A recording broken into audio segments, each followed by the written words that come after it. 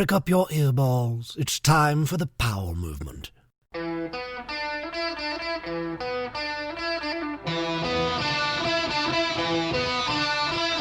Welcome to the Powell Movement. I'm your host, Mike Powell, and this week there is no long, deep intro talking about race or the flu. I'm going to acknowledge that the country's a fucked up place, encourage everyone to register to vote, and wear a mask, but that's all you're going to get on the issues from me this week. What I'm excited to talk about is my record in competitive drinking. I'm recording this on a Wednesday, but by the time you listen to this on Monday, I should be 27-1 in these weekly competitions. That is an incredible record, and you can watch the replays or request to get in on the best challenge on the internet by following me at the Powell Movement over on Instagram. Now, I'm going to jump right into my guest this week, and Brad Holmes is a living legend in the world of free skiing. He's one of those dudes that doesn't need an introduction. And if you don't know about Brad Holmes, then that makes this a must-listen podcast for you. And everyone who does know who Brad Holmes is, well, you should be psyched for what's to come. I've been working on getting Brad to do a podcast for the past 4 years, and I finally got him to record. Now there are only 2 people that have said yes multiple times. I've done the research for them, recorded the inappropriate questions for them, but still haven't done the interviews. I'm still chasing them after 4 years. While they aren't big names, it's all about principle. And when you say you're going to do something multiple times, well, you should do what you said you're going to do. You should keep your word. I'm not going to name names, but Kevin and Greg, you know who you are. Sorry, I had to vent there, and kids out there, if you want to go places in the world, start with being on time and doing what you say you're going to do. But that doesn't always matter, I guess, which is why I'm still chasing these interviews. Either way, before we jump into the life and times of Brad Holmes, I want to ask you to tell a friend about the show, review me on whatever platform you listen to me on, and support my amazing sponsors. They are Evo, Stanley, and the 10 Barrel Brewery. Now, let's talk to Brad Holmes. You sick or y'all better? I'm feeling better, thanks. You think you had it? I do think I had it, but I'm not positive. I think everyone in the world thinks they had it. But I did go to the testing center in Truckee, and my oxygen level was at 55, so they gave me an inhaler and sent me home. But I was down and out for about 40 days or so. Jesus Christ. Last time I talked to you was when I was doing the Plake or Kimberly's comments, and that's when it was kind of coming on, Yeah. So I was definitely in some hot zones, and I think I probably had it. But who knows? I'll probably never know. But your wife didn't get it? No, my wife didn't get it. I stayed in the guest room like the whole 40 days. But, if she had it, she was asymptomatic. I don't know if I'll ever know. But I definitely couldn't breathe, which was weird. Yeah. Well, normally with these, I would have a whole bunch of bullshit that we would talk about leading up to the interview because the interview would only be like an hour, and I'd want to make sure that we take up enough time in the beginning so we can fill that full hour. With you, you have so much shit going on in your career that we don't really need to talk with bullshit in the beginning. Okay. When I think of you, I want to believe that you grew up in some garage in South Shore full of vintage Cadillacs with red, white, and blue paint, punk rock music playing, and that's just how your life started. But that's not the case at all. Like, you were born in New York? That's right. I was born in Buffalo, New York. Then we moved to Pennsylvania, a little mountain called Elk Mountain. I started skiing there when I was about 3 years old. And, my dad kind of let me go on the hill, and I went down and didn't fall. And he's like, oh, my son's going to be a big-time skier someday. He said that right away? Yeah, like right off the bat, my dad was totally into it, obsessively into it. Apparently, he sent me at the top of the hill. He'd let me go, and I skied down to the bottom without falling. And he said, that's it. My son's going to be basically on the U.S. ski team. And is he a skier at that point as well? Is he pretty serious about it? Yeah, my dad's pretty serious about it, but he's like one of those guys that started late. He's like a businessman, and then he started going up to the mountains and skiing, and then got into it really late. So, yeah, he was way into it. But, God, I don't think he started skiing until he was like 20. Okay. But he was like soccer dad with you in skiing, kind of like pushing you into it a little bit?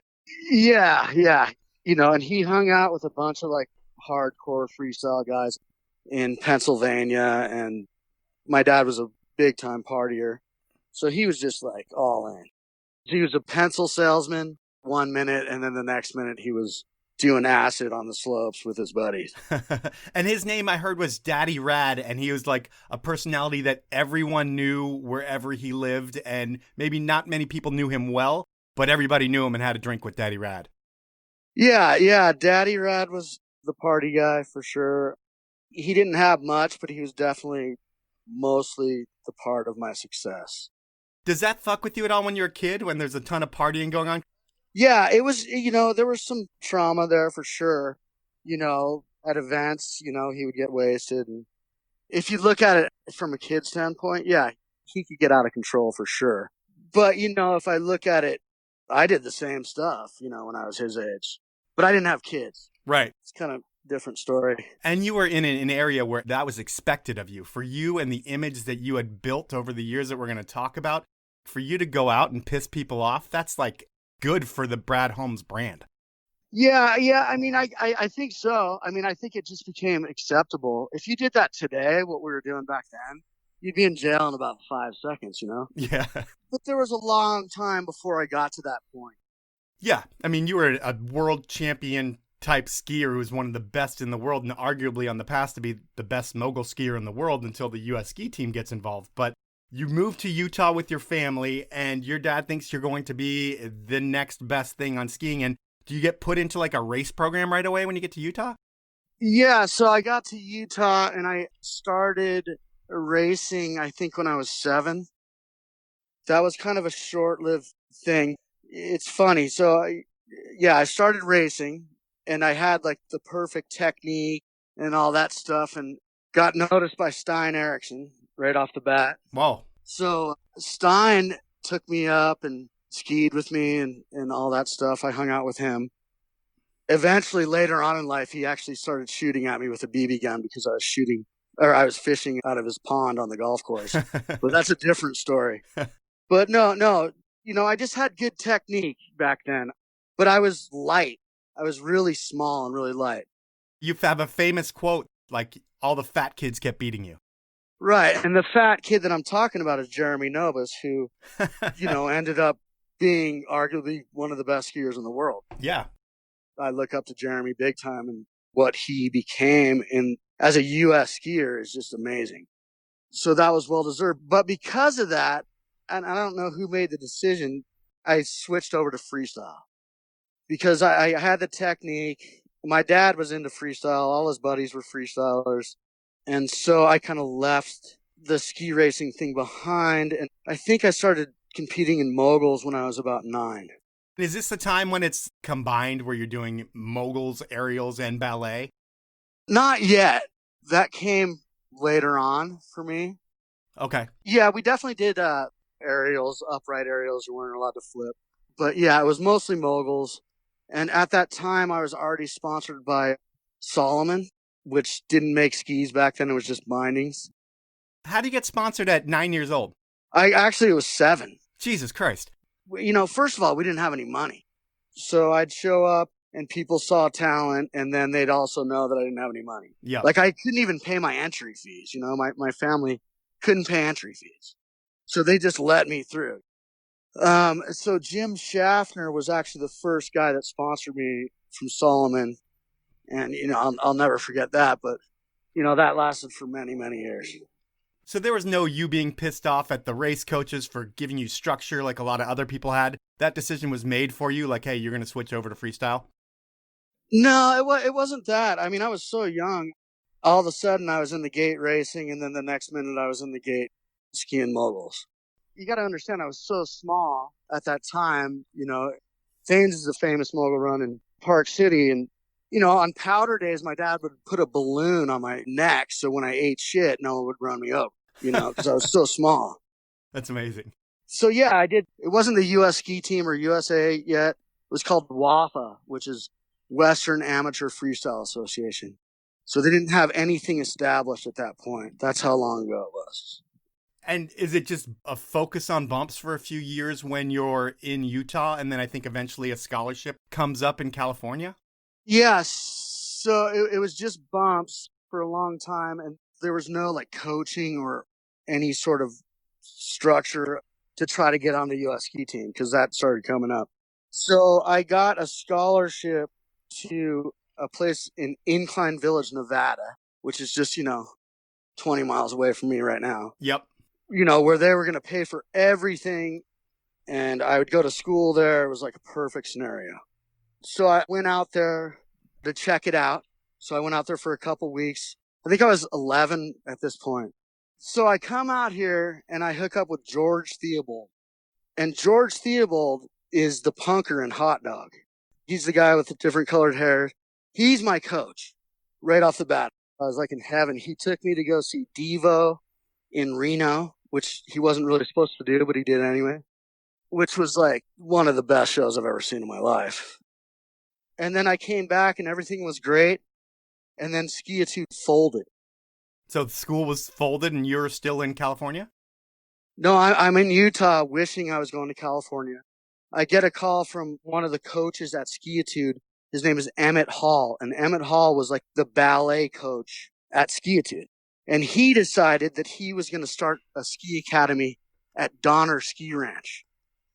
Literally at Donner Ski Ranch. Like I lived in Donner Ski Ranch upstairs. Oh, whoa. So he sent me out here when I was fully scholarshiped out. And then there was another kid, his name was Drew Holderman. And that summer, he had trampolines and all this stuff. So we started learning how to flip and spin and all that stuff. But that's where I ended up. So I came out here before my parents. My parents are still in Park City. And you're living at Donner with like no real supervision. You're getting to see Devo. And is that when punk rock and everything really starts for you? Of like just having this coach that's a punker at that point?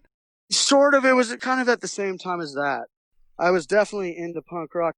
I went back and forth from Utah to here, basically. And Salt Lake City had a huge punk scene. And they had a place down there called the Indian Center. And every band would come through there because it was kind of like in the middle of everything. Like the gateway to the West?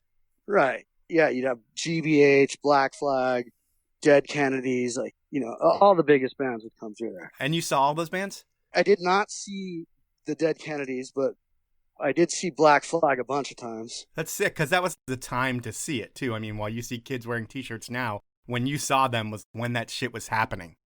Yeah, and we were friends. Like, my other friends had a band called The Stench. So, like, I was in down there. So Black Flag played. Henry Rollins handed me the mic when they were playing Six Pack and let me sing. And there was so many rad bands that were going through there. I saw Soundgarden there before anyone knew who they were. I saw Metallica there before anyone knew who they were. It was just this place that every rad band passed through. And you're just like a teenager seeing all that shit? Yeah. I was way into punk rock.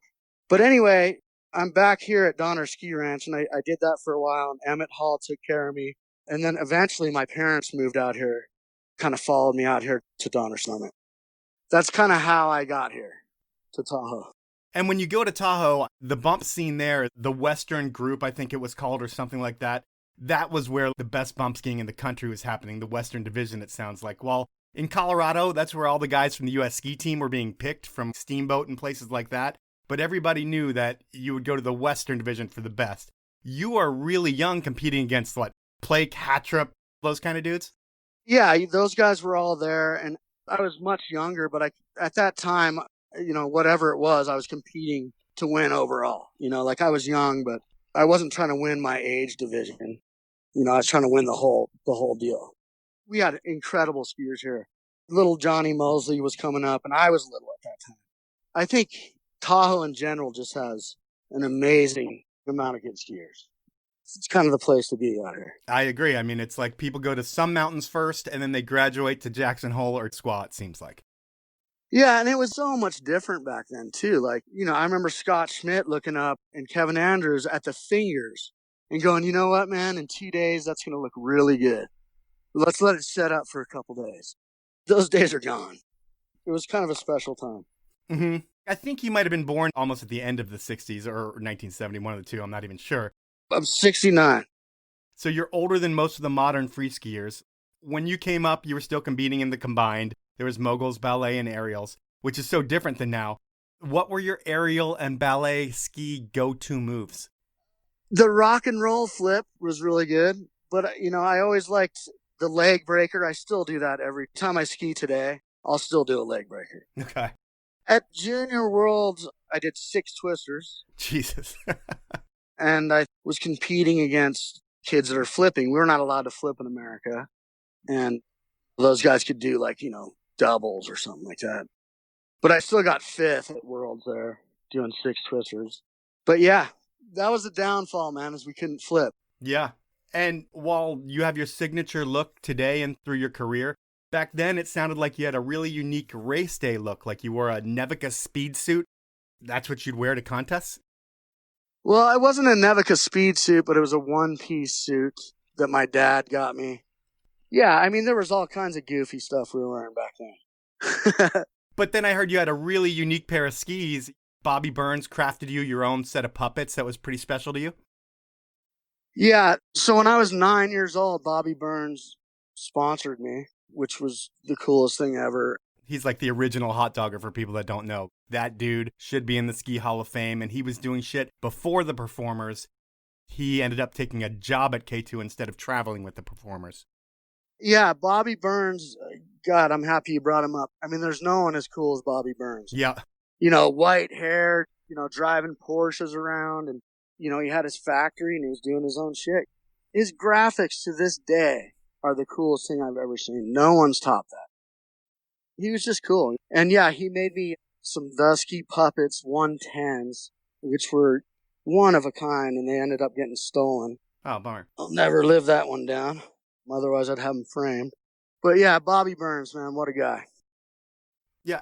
When you're skiing against the Hat Trips and Plakes of the world, what's it like being so young around all these older dudes? Are you around a lot of bad influences? Do you start partying when you're young, or do you do that by yourself anyway? I dabbled with some stuff back in the day. I remember me and Nobus, we used to live in Park West, which is just right outside of Park City. And I remember we had a tree fort, and we stole a bong, because we've seen people do bong hits and stuff. And then we got a pack of cigarettes and just did dry bong hits. That's the closest I've come to dying. Yeah, just coughing as hard as you possibly can and feeling like your lungs are going to come out your throat. Yeah, but I don't know. It's going to sound bad. My dad didn't really care if I smoked pot or not. When I was 15 years old, it was okay. So I was hanging out with pro skiers that were smoking doobies in the gondola, and I was part of that, Mm-hmm. It's just the way it was. Yeah, ski time. Yeah. But no, there was no bad influences. Plake was doing his thing, and Palmer was in the same boat as I was at that point, Yeah, I would say you have 2 famous friends named Sean, Palmer being one of them, Farmer being another, both equally as spectacularly interesting, per se. Which one of those dudes do you meet first? I met Sean first. Sean and I started competing together because he was skiing moguls. Palmer was a skier when I met him. He hadn't snowboarded yet, but he was a skier, and we started competing together, and he never beat me once. So I think we competed together for 3 years, and then we had a ramp up the street called Mile High Ramp.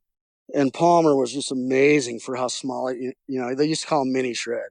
But, he was an amazing skateboarder. So when snowboarding kind of came around, it was just natural for him to go that way. Yeah. Plus, he never beat me once. All right. And did you skate as well? Did you do anything else other than ski when you were a kid? I did skateboard. When I was 15, I lost my spleen skateboarding. Oh, geez. What happened?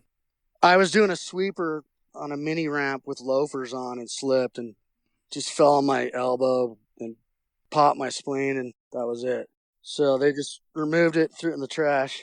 But yeah, I was way into skateboarding. I definitely was nowhere at the level of Palmer or anything, but I was into it for sure. Just like the skate punk rock culture is kind of what you guys were all about back then? Yeah, and in Salt Lake, too, back, when I was a really little kid, they had a really good skate park. I think it was called Rocky Mountain Surf. Huge keyhole bowls and snake runs. It was rad.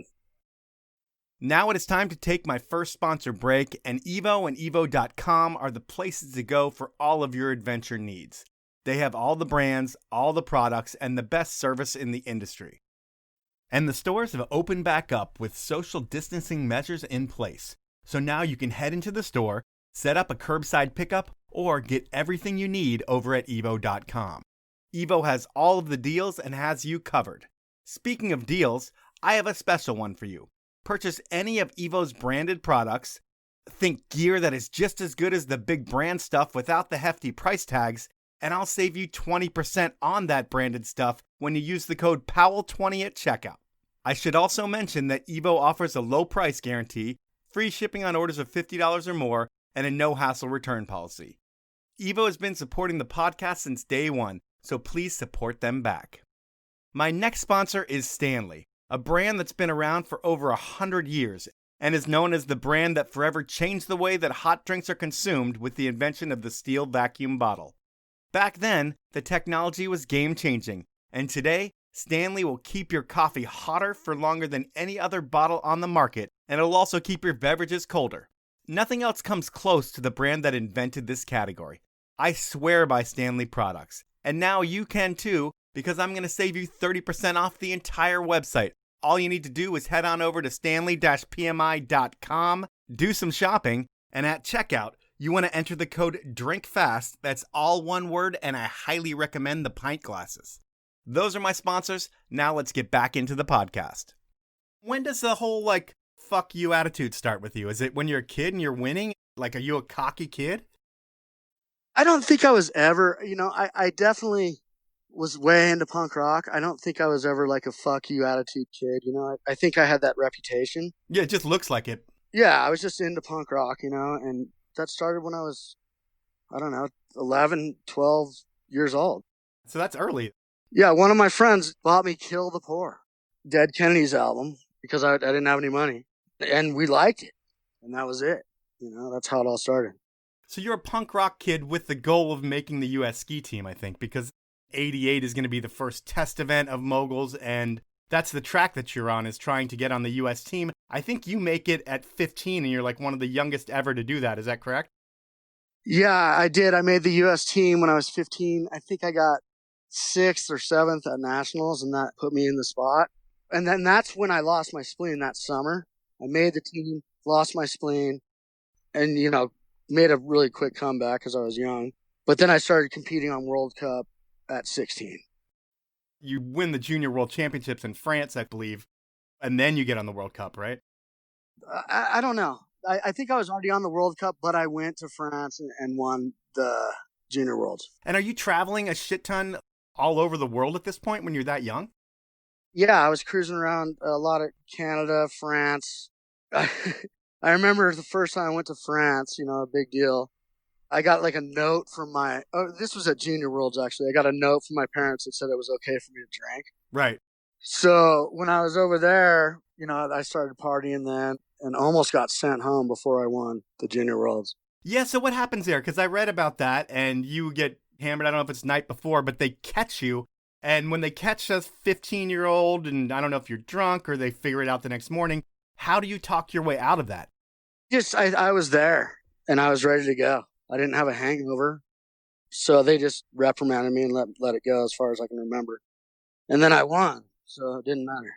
It sounds like, and I don't know if it's true, but the way that I was looking into research, do they hold you back a little bit in the beginning? That 1988 year, I think you get on 86, 87. 88's the first test event for moguls in the Olympics. You're not on that team. Is there a chance that you could be, or is it you're just too young? Well, yeah, there was a trial event in Argentina. It was the Pan Am Games, and that was a go, but then they had no snow. So that would have been another qualifier. And then, it's just a couple people out. They did a coach's discretion for Bobby Aldegari at the time, and it wouldn't have made a difference for me. I was just a couple guys out, and that's okay. There were, Nelson Carmichael was in the scene, and Cooper Shell, and those guys are badass. So I made it far, and I almost made it. It was amazing. But the whole World Cup scene just wasn't for me, really. I was on the road for the first time totally by myself. I had a mohawk. I was different. Not to say that anyone was mean to me or anything. I just didn't really fit in, and I had tons of anxiety at that time just being on the road, that young and just being completely solo. Yeah, 15, 16 years old and not speaking the language and not knowing what's going on and just knowing you have to ski. More just hanging out with people that are totally opposite of me. These people are complete jocks and I'm not. I listen to punk rock and they're listening to like Michael Jackson. It was just different. Does it feel like the whole Tanya Harding story? It kind of sounds like it, where not to say that you come from a different class of people, but the U.S. ski team's used to like rich kids. You're not, and you come and you're just like, fuck shit up there. That's rad that you said that. That's like my favorite movie ever. Yeah, it's exactly like that. To the T. I don't have any money. Like, it was weird too back then. The way the money thing went, even if you were on the team, you still had to pay to get there. Oh, that sucks. And you weren't allowed to make money. It was total bullshit. So the only reason I was able to even go is I think my uncle, who had some money, gave me like 15 grand or something so that I could even be involved. That's crazy that you had to pay that. Yeah, and that's how it went on for skiing for so many years, and ultimately led me to bail and go pro. You were on the team for what, like 5 years? I think so. The 92 Olympics, would that be the last Olympics that you could have made as an athlete? Were you on the team at that point? I think so, but it was Cameron Boyle, who's like a legendary, pro mogul skier and a really good friend of mine. He was like, hey, man, I don't even want to tell you about this Pro Mogul Tour thing, but I'm making so much money, you're probably going to kick my ass. You should come over and do it, man. And so I just quit and went, and that was a huge step for me. Yeah, because that's like 1993, the Bud Pro Mogul Tour, and that's a big deal. There's a lot of TV coverage, and the people I talk to about you, they say that if you didn't find skiing first, you would be in Hollywood because you're really smart, you're really funny, you come up with a lot of great ideas, and that would have been your calling. So when TV comes around, is it like you're performing too? Like you not only ski, but like you have a character too? I think that it was me just being free. I could say whatever I want. No one owned me. I didn't have to like kiss anyone's ass to try to stay on the team. I was just on my own, and it was an opportunity to make cash. And, there was still a lot of controversy there. What kind of controversy?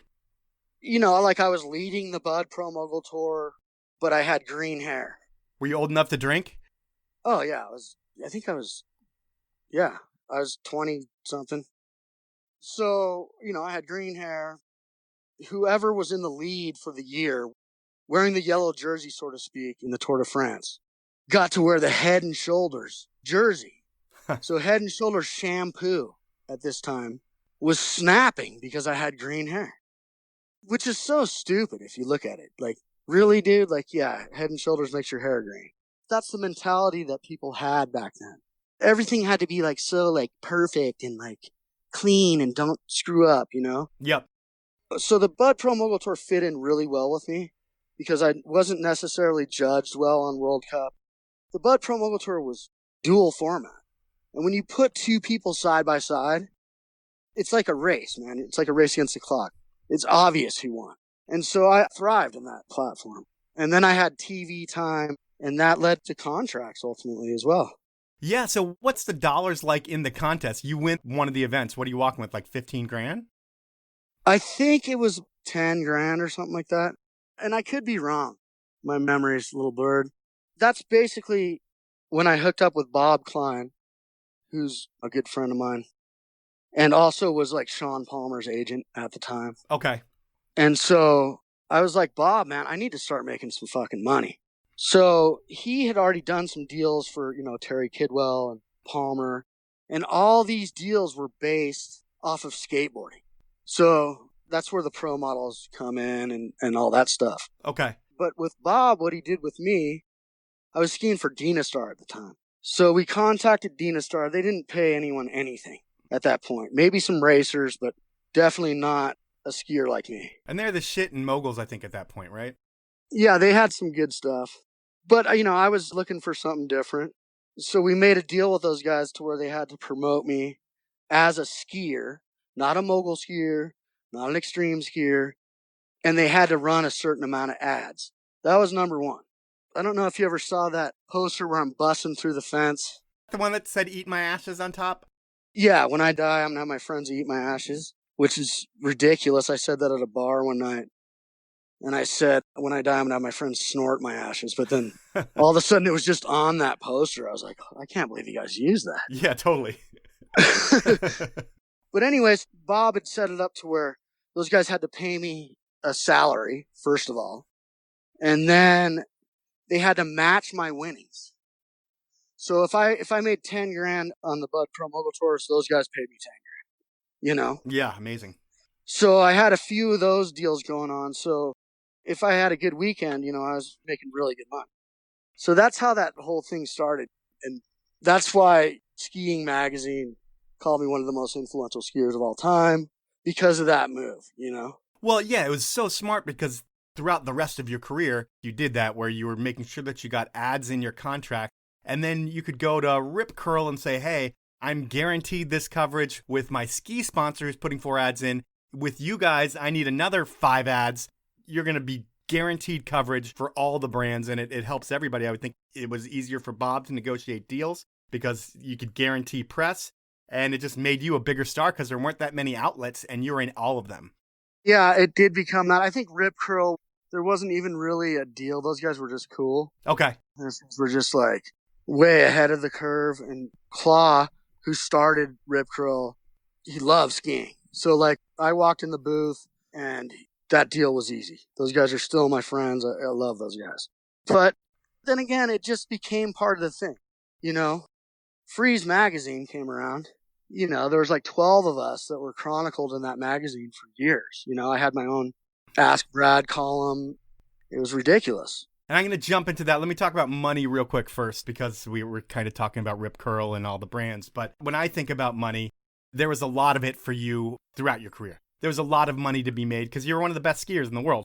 And especially at that time, you can make a lot of money in a season. You were notorious for spending a lot of money on classic cars, booze, who knows what else. Did you save any money from your pro ski days? Or is it something where you kind of blew it as you got it? I kind of blew it as I got it. But, I bought a condo and I bought stuff, invested. But yeah, at first I never had money before. Right. So just like every other athlete in the world, when you get money, you want to spend it. And we're not talking about that big of money, but back then it was pretty good money. If you're making 10 grand getting it matched in one weekend, I would think you're making 6 figures back then. Yeah, for sure. We're talking about the mid 90s to 2000s. So that money goes a lot further than it does today. Yeah, I definitely spent money when it came in because there was always more money coming out, and I was young and I was partying. You just think that stuff's never going to end. Sure. Do you still have any of the cars? No, not really. The red, white, and blue Caddy, Palmer blew it up and sold it to some guy. Okay. I do have the Lincoln in Reno that I sold to my friend for $5 grand. And that thing was worth, I probably had 25 grand in that thing, just rebuilding it and everything. But it's known that I can take it whenever I want. Oh, well, that's nice. So he just takes care of it. But no, I just have a Dodge truck now. Keep it simple. Okay. And when you get towards the end of your mogul career, because I would assume at one point you get burnt out in moguls, how does that end? Again, it became a shit show. First of all, I skied for Miller Genuine Draft on the Bud Pro Mogul Tour. So when I showed up to the Bud Pro Mogul Tour at the end, I had to put duct tape over my patches that said Miller Genuine Draft. That's lame. Yeah. And then there was the Coors Light Tour. The Bud Tour said, hey, if you go to the Coors Light Tour, you're not allowed to come back. I said, that's fucking ridiculous. And went to the Coors Tour. And everything just kind of imploded. Like both tours pitted against each other? Yeah, and the tours just imploded. Everyone left. They weren't allowed to come back. And they just ruined themselves, basically. Yeah. It's kind of like how Red Bull figured out finally that, fuck it, man, let's just have rock star guys come over. And we can televise them, and it's okay. Yeah. So they were trying to figure that out back then, and they couldn't do it. So it just kind of imploded on itself. Okay. And the end of moguls happens, it implodes on itself, and I'm sure there's no real outlet for a bump skier at that point. Do the brands still support you, or are they kind of worried about where your ski career is going to go? I feel like there's a gap in between those two things, because as I was skiing moguls, I still was like starting to film. I always wanted to be in movies. I always wanted to film. And I think in 96, I did Natural Born Skier with Glen Plake and FLF Films. So I was kind of doing that already. And I think that movie actually changed a lot of how ski movies were made. I think between that and State of Mind, they're both very similar time periods. And I think they helped shape the way that things were made moving forward. Yeah, I mean, my whole deal was I wanted to make movies. And when I mean movies, I want to like film Hollywood stuff. So I would take camera stuff and ideas and I'd do skits, like really shitty skits with 16 millimeter cameras. But we did some funny stuff and I had that going too. Like with Rip Curl would kind of fund those movies and just let me do whatever I wanted. And then after I did Natural Born Skier, we jumped right into the MSP thing. Yeah, that's right around when you get the call from Jakewood. He's a guy who's been on the show before, and he's a visionary in skiing. He had a reality show based on the lives of people in Squaw Valley, and that didn't materialize, but it ended up in the hands of someone at Transworld. And while they might not have liked skiing at Transworld, they would definitely make money off of skiing. So Jakewood gives you a call, and he has this big roundtable meeting. He invites you to it. What's that all about, and who's there? Yeah, that was, I think it was at a Best Western in Boulder or Denver. I can't remember. Classy. No, but it was Andy Clerman who Jakewood had a meeting with because Jakewood didn't want to start a magazine. He wanted to start a TV show. So Andy Clerman's there and Big Al is there as well. Those guys are big shots at Skiing Magazine and Ski Magazine. And his whole pitch was to do this TV show. And Jakewood was there. Seth Morrison was there. Murray Weiss was there. Kent Kreitler was there. Steve Winter was there. And Fran Richards was there from Transworld. So I showed up there. I'd never met Jakewood face to face. I got in early, went to Boulder, got my nipple pierced, and came back. My nipple was bleeding, and I was like poolside. They had a bar. Seth Morrison shows up, and I'm ordering drinks, and I'm like, yeah, just put it on Jakewood's tab, Yeah, just put it on Jakewood's tab. And Jakewood walks up. And he's like, hey, I'm Jakewood. And I'm like, oh, sorry, man.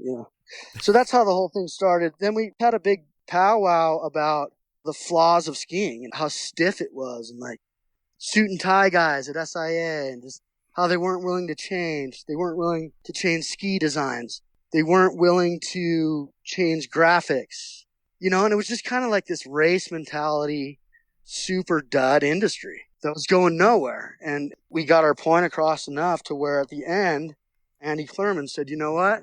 I want to do this, but it's not going to be a TV show. It's going to be a magazine. And we want Brad Holmes to have his own article. Yeah, so that's how Ask Brad happens. But you named this magazine before it even happens. How does the name come about? It just came up that same day. Like Kreitler and I were battling for some name, and I was like, that's lame. And it just became Freeze. And that was it. And your column, Ask Brad, it was one of the best parts of the magazine. I mean, there was so much comedic genius, per se. So much creativity. I mean, you skied on fish bowls, which was just ridiculous. It was like, I'm going to get you sucka on snow. Then there were crazy ideas that involved gallons of lube and thousands of condoms. What was your favorite part of that shit? I was just having a good time with it. It was really hard to come up with stupid stuff every week. The creating of it, I had a budget. I was getting paid. It was great.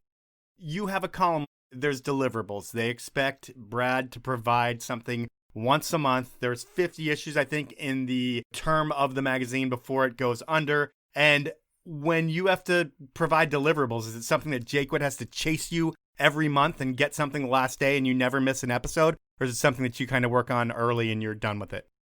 No, I was on it, man. Those guys definitely had to help me out. Mark Epstein. The Jerk, all those guys would help me go through it and rewrite stuff for me. But I'd have some pretty solid ideas, and those guys just ran with it. It was cool. Those guys were all really, really cool, and I definitely missed that magazine. It's funny. They say that they did have to chase you and that Brad never missed an issue. It was always amazing. But 3 days before we were going to press, we were freaking out like, Brad, we need this shit now. That could very well be true, I'm sure. But they did say all the ideas were yours. They said that they just had to turn you down. Like, Brad, we don't have a budget to buy that much lube. We cannot do this. Right. Yeah, I think I had like $500 an issue to buy stupid stuff, like off wherever, I just order stuff all the time. Now it is time for my final sponsor break. And the 10 Barrel Brewery, based out of Bend, Oregon, has been brewing the Northwest's best beer since 2006. But they don't only brew tasty beer. They have supported the ski, snowboard, and bike lifestyle with athletes and events because that's what they are all about. And with events on hold at the moment, It's all about the athletes, and the current lineup is mountain biker Brittany White, snowboarder Eric Jackson, Curtis Cizik, biker Carson Sorch, and skier Lucas Walks. And that world-class team is just one way that 10 Barrel puts its money where its mouth is. While times are different right about now, some things are still the same. The next time you head to the store, please pick up a 6-pack of 10 Barrel and do what the folks who brew the beer like to do: drink beer outside. Those are my sponsors. Now let's jump back into the podcast. Freeze comes out, and a brand that's a big believer in the magazine from day one is K2.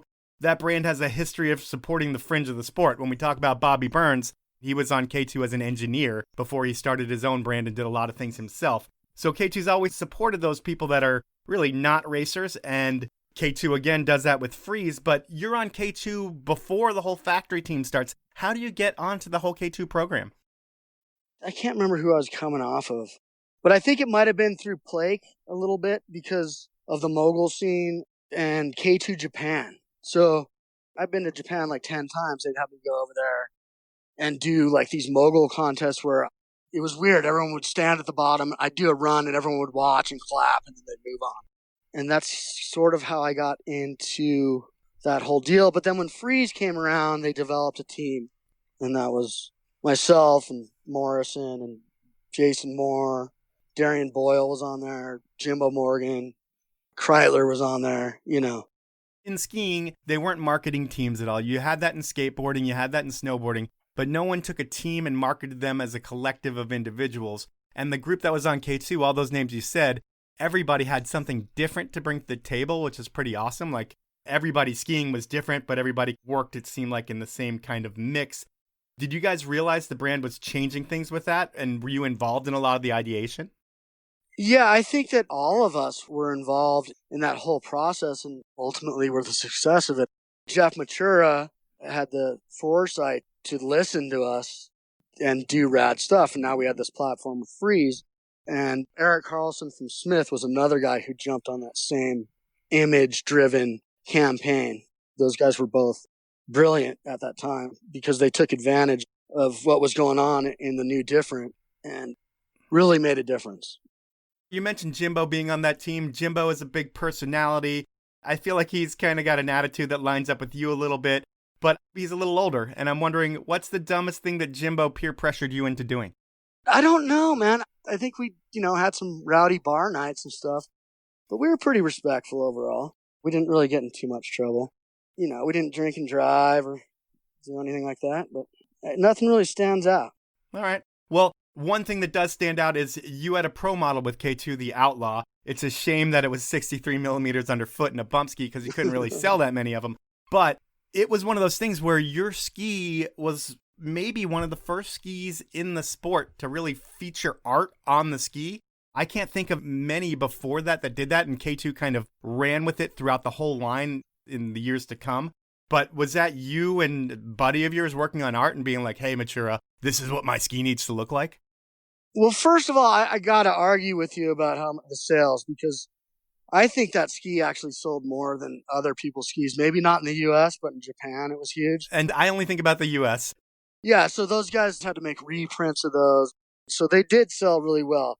I wanted that ski to be fatter. I still want to do that ski right now fatter because the artwork would be so good on it, on a fatter ski. Sorry, what was the question? Was it just like you and a buddy coming up with the art? Because I'm guessing you went to one of your friends and like, hey, this is what I want to do. The guy who did that was Ian Morris. And Ian Morris does all Palmer's snowboard graphics. So it was a no-brainer for me to go to him. And he just kind of drew that up, And I called it the Outlaw. I named a lot of those skis, those K2 skis. So you had a big voice in meetings. I sat in a ton of athlete meetings in my day. And most of the dudes just sit there, listen, and the only thing they'll say is, that sucks. They don't really offer any positive feedback or offer any suggestions other than that sucks. But you would come into these meetings like, this is what we need to do, and would actually think about shit and come with ideas? Yeah, I was really witty back then. I just had, a lot of stuff was music inspired or whatever. Like, I think Sean Farmer, honestly, named the stuntman. Huh. I know he did. He had like a boot coming out called the Stuntman or something. So I just stole that from him, and those guys were down. It was pretty easy. Matura was, again, he was a really smart guy, and he got it. And the stuntman cost K2 a lot of money, I believe.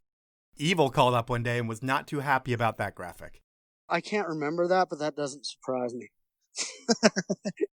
So the landscape of skiing, it's changing at that time. I mean, twin tips are what's coming up. And I think while you do well at a US Open, you're a World Cup mogul skier. Landing backwards is never going to be how you make your money. But K2's working with MSP, and you're going to film with those dudes. That's going to be the next phase of your career. You've already started filming as it is. But that was a special time in ski movies. And how involved were you with Matchstick in not only just the skiing, but some of the creative shit that they were doing? Because there was a lot of stuff going on in their films as well that I'm guessing you ideated. Well, I mean, just after doing Natural Born Skier, I wanted money to do my own movies. And Matura was like, no, I want you to go to MSP. It's going to be great. You guys will work well together. And so that's what I did. I hated giving up the power of how I controlled my segments and stuff. Yep. And so I don't know what the first movie I did was, but did I do the rap song in the first movie? I don't know. I don't know if it was the first movie. But yeah, so we were doing all kinds of cool openings and skits. That's when you saw more skits come into play than those guys have ever done before. And I like to contribute a lot of that to Natural Born Skier because we did stupid skits. And the opening of Natural Born Skier is a great skit. You know, I'm in Australia. It's a good lead in. And so you see movies do that more and more after that movie came out. So yeah, I think I had an impact on what those guys did. And obviously those guys at the time, you know, I had an image with the cars and high rolling shit, you know. You're a personality. Yeah, so I think those guys gravitated towards that, and it worked out well for us. Yeah, and we could talk about your skiing in those movies, but we're not. You're killing shit. I would say you're not the gnarliest in the movie by any means, but at that time, that shouldn't be expected. You're an older skier compared to some of the other dudes in the movie, and at this point in your career, you can't really just get by on just ability anymore, and I think that's why your personality is so amazing too, because it brings the whole package together. But when you're skiing in movies like that, and you look at like the Seth Morrisons of the world, and realize that, hey, I'm not his age anymore and I'm not doing what he's doing. Does that bother you at all? Or do you even notice that? Or is it just like, I'm going to keep doing my own thing? No. You know, it was exciting for me because I was out heli skiing. You know, I wasn't in the gate skiing moguls. I still think I have a couple strong segments outside of MSP. But yeah, I loved it, you know. And skiing with Seth was insane. I mean, I've never been out somewhere where I saw someone scare the shit out of me as hard as he has. So, like, his ability to have that much confidence to do a 120-foot back was something to see, you know? Yeah. And also Kreitler. I think Kreitler was the most improved skier in the scene. I think he started off a little slow, and then he got up to Alaska, found his element. And I think what he did is definitely legendary. I think he'd love to hear you say that he's the most improved skier. That's a badge he wants on his jacket. No, that's not what I mean. I think he changed the game in Alaska, is what I'm trying to say. Okay. And so, well, like I said, we're not going to talk about the movies, but I do want to bring up a couple tours that you did. With Freeze, I think there was the Yellow Snow Tour, and that was one where you went on the road with Everclear, and I think you're partying during a tour like that. I would hope so. If you weren't, I'd be disappointed. But when you go out on the road with a band like Everclear, do they party as well? I think we were with Everclear, but it was, God, what's that band called? The Black Eyed Peas and Slightly Stupid I hung out with more on those tours. Okay. Than Everclear. Those guys might have been there and I might have been too wasted to remember, but... Well, I heard that they were there and they were sober as a band at that point and you gave them shit because their name was Everclear, but that's just what I heard. That's probably true. That sounds like something I would say. Yeah. For sure. And then the big tours every year, it seemed like, were the East Coast movie tours with Freeze. K2 usually would have a Willie Nelson's tour bus, and it would go stop to stop, and the movies would play. And you were a big draw on those tours. And I heard one year, one of the first nights of the tour, there was Tanner and CR, and they ordered a glass of milk at dinner, and you never let them live that down forever. Is that true? Probably. I probably gave those guys shit. But, you know, those guys were in their game. They were on point. You know, they were into skiing. They smoked a lot of weed. But yeah, you know, I was just partying, having a good time with people. I definitely wasn't giving them shit for real. Yeah, you're just messing with them because they're kids and they're drinking milk. I would give them shit too. If anybody orders milk around me that's not my child, I give them shit. First of all, milk is disgusting. Anyway, I can't stand it myself. But Yeah, it was a crazy time, man. On the K2 days, I remember every time I went out to dinner, I would order the most expensive thing on the menu. I was going to ask you about that. That was your go-to move. You wouldn't even open the menu. You would look at the waitress and you would say, what's the most expensive thing on the menu? That's right. I'd take advantage of the credit card guys, and it was just kind of my thing. I was trying to get as much as I could out of those guys at the time, and I think those guys thought it was funny too.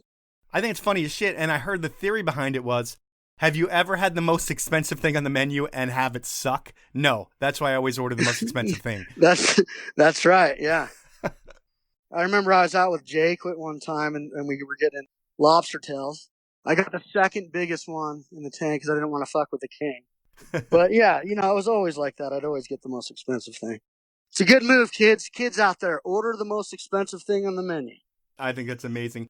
Towards the end of your K2 days, K2 is great for building value in athletes and employees as well. So you can look at anybody who skied for K2, anybody that's worked for K2, they can go elsewhere and make more money, and that's just how it works. Is that why you left K2? Because the personality of Brad Holmes has been built to a point that K2 can't pay enough for it? I wouldn't really say that at all.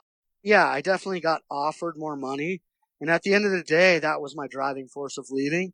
Looking back, I wish I didn't do that. Right. I should have stayed with those guys. They were a good fit for me. It was a family. But, there was a lot of us. It was a crowded area. And we wanted to make money. And everyone wanted a piece of us. So I left. It was about money. I did the same thing with Smith, which I totally regret as well, because Eric Carlson was a great guy and always had my back. I just made some bad moves like that, just out of greed. Yeah. There was one other thing that I remember vaguely. Did you start your own helmet line, Ovo, at one point?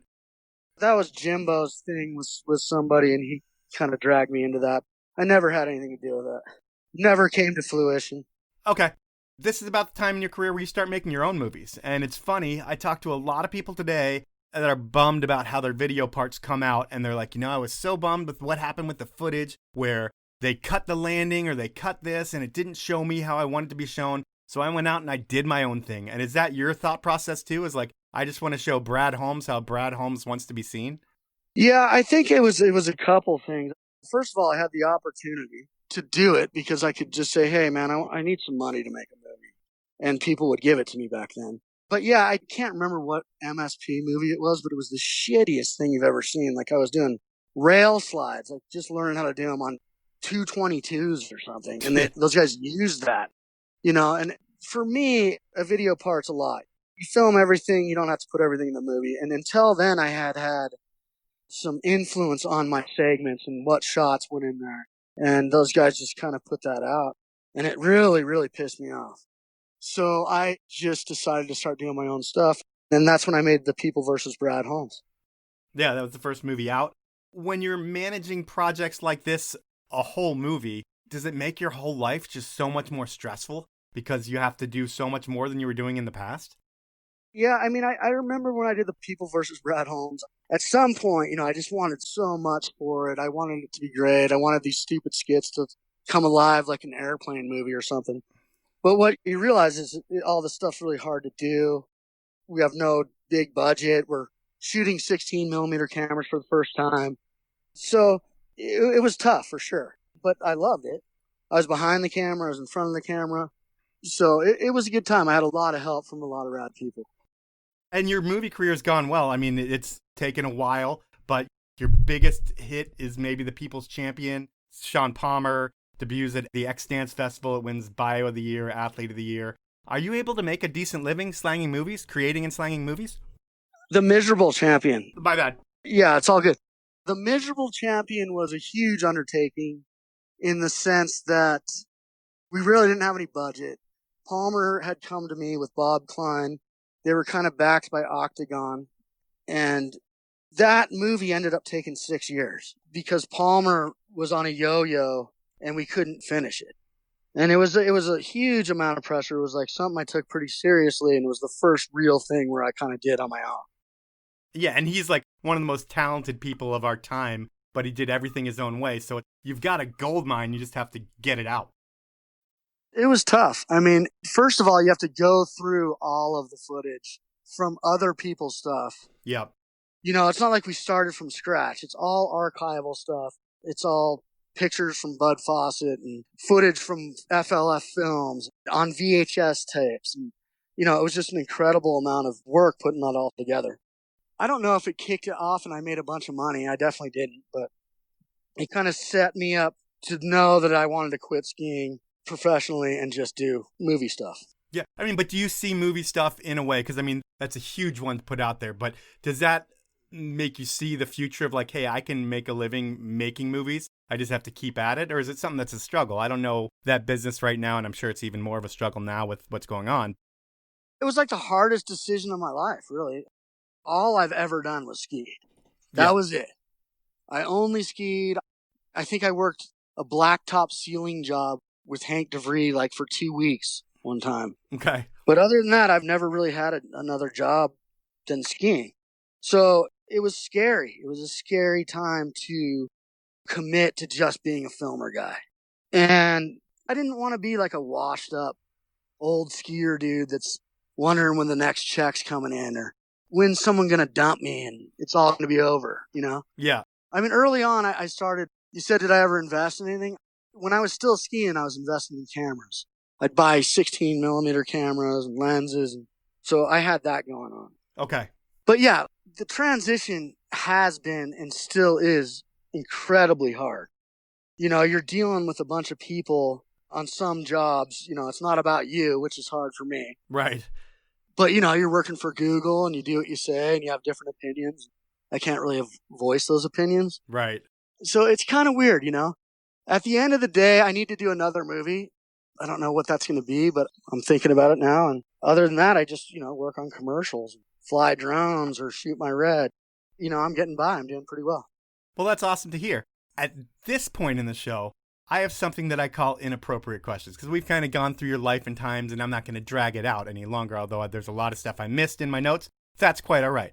I'm going to go into inappropriate questions, and I had you ask inappropriate questions for Kimberly Plake, and I wasn't going to have Kimberly ask your inappropriate questions. I had you ask inappropriate questions for Glen Plake, and I figured that's the dude that's going to ask you inappropriate questions. Everybody knows who Glen Plake is. He needs no introduction, but a mentor and a peer to you when he was probably 18 and you were 12.